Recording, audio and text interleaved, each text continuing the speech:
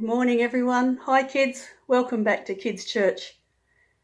We left Ruth and Naomi last week rejoicing over the abundance of grain that Ruth had brought home from the field where she was working, and for the realisation that the land she had worked on and received protection in belonged to Boaz, one of their close relatives.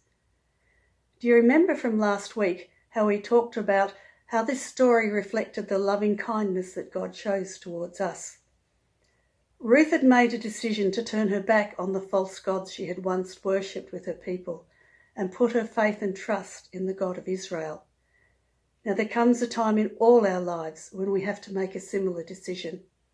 We will continue to ignore the one true God and keep going our own way, or we will reach out to Jesus, who is our Redeemer and the only one who can rescue us from sin. Ruth and Naomi were both widows. They had no husbands or sons to protect them. But in our story last week, Boaz had spoken a blessing over Ruth. The Lord will reward you for all you have done. You will be paid in full by the Lord, the God of Israel. You have come to him as a little bird finds shelter under the wings of its mother.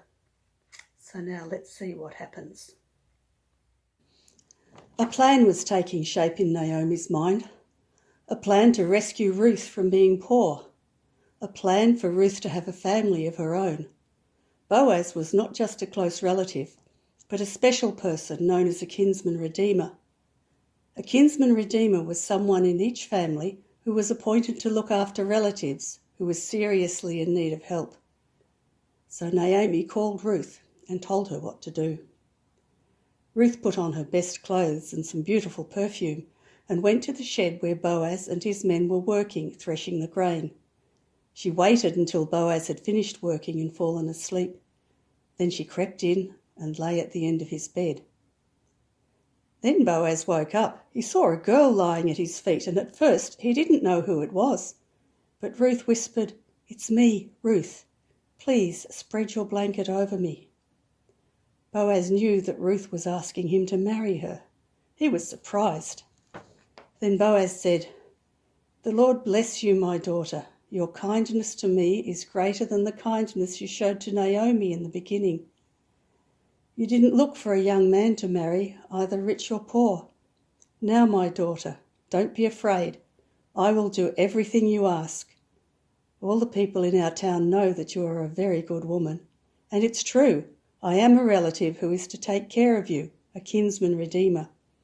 But there is a man who is a closer relative to you than I." Early in the morning, before anyone else was awake, Boaz gave Ruth some grain to take back to Naomi. Naomi was excited when Ruth told her what had happened, and she knew in her heart that everything would work out all right. So Boaz is now about to put things in place to rescue or redeem Ruth from the situation she is in. But it could not have happened if Ruth hadn't had the courage and determination to go and ask him. Next week, we will see that it will cost Boaz a lot to do this. So here's some things to think about. Have you, like Ruth, put your trust in the one true God? Do you enjoy God's loving kindness? Have you asked Jesus to rescue you? Do you continue to say thank you to Jesus for paying with his own life to rescue you? And do you want others to know of God's amazing kindness and the rescue plan that he has for the world? Perhaps you could be like Naomi and encourage them to take the first step. So I hope you enjoy your discussion time with your family now, and we'll see you again next week.